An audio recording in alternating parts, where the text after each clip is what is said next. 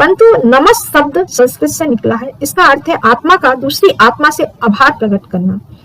इसकी उत्पत्ति इस प्रकार मानी जाती है, नमस्ते नमः ते, अर्थात तुम्हारे या आपके लिए प्रणाम। नमस्कार की मुद्रा, इसका प्रयोग किसी व्यक्ति से मिलने से या उसके विदाई लेते समय हम लोग ज्यादातर करते हैं। नमस्कार करते समय व्यक्ति की पीठ आगे की ओर झुकी होती है, छाती के मध्य में हथेलियां आपस में जुड़ी हुई होती हैं और उंगलियां आकाश की ओर होती हैं। इस मुद्रा के साथ साथ व्यक्ति नमस्ते या नमस्कार शब्द को बोलता है। हाथों की इस मुद्रा को नमस्कार मुद्रा कहते हैं। ये 3 प्रकार की होती हैं। समान रूप से नमस्कार मुद्रा होती है, कोई जब मिलता है तब नमस्कार करता है और हाथ जोड़ता है। यह नमस्कार, इस नमस्कार के अनुसार हमें अपने बड़े बुजुर्गों, माता पिता, पैर छूने से संबंधित भी माना जाता है। दूसरा होता है साष्टांग नमस्कार। यह नमस्कार सिर्फ मंदिर में भगवान के सामने नमन करने के लिए ज्यादातर या गुरु के सामने किया जाता है। इसको करने के लिए मन में अच्छी भावना रखना बहुत जरूरी होता है। यह नमस्ते मंत्र का उच्चारण 2 सेकंड के लिए अपनी आंखें बंद करके हमको करना चाहिए। तो हाथों में कोई वस्तु नहीं होना चाहिए इस समय खास करके, और नमस्कार करते समय उंगलियों के बीच में अंतर भी नहीं होना चाहिए।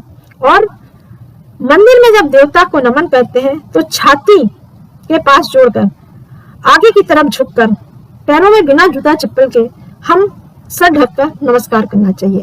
देखिए, अब इस तरह के नमस्कार करने से हम पृथ्वी तत्व से फिर जुड़ जाते हैं, क्योंकि हम जमीन में झुकते हैं।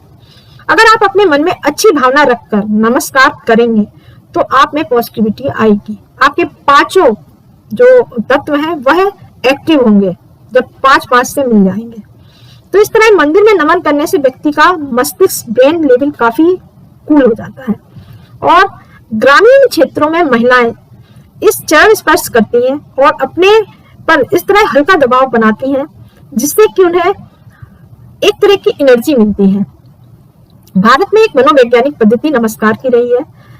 क्रोध नहीं कर सकते हैं ऐसी पद्धति में, और साथ ही साथ आशीर्वाद की प्राप्ति होती है। आध्यात्मिक रहस्य कैसा है, दाहिना हाथ आचार अर्थात धन और बायां हाथ दर्शन का होता है। जब ये दोनों मिलते हैं तो हमको आचार दर्शन होता है।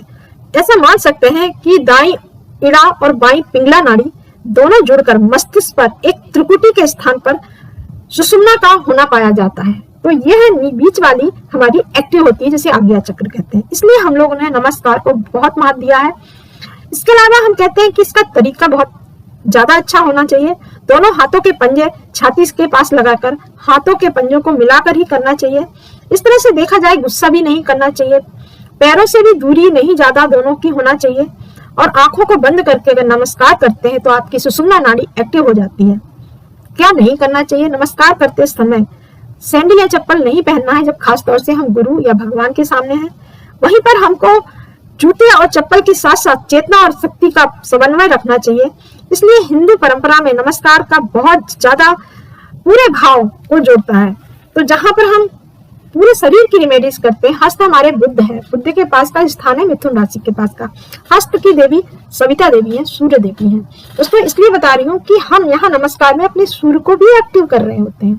इसलिए हमें नमस्कार मुद्रा से जो फायदे हो रहे हैं उनको हमें कभी नहीं खोना चाहिए, कोशिश करना चाहिए। यह मुद्रा हमेशा दिन में आप अगर कोई नहीं भी आ रहा है तो आप भगवान के सामने 5-10 मिनट खड़े होकर जरूर करिए। आपको बहुत सारी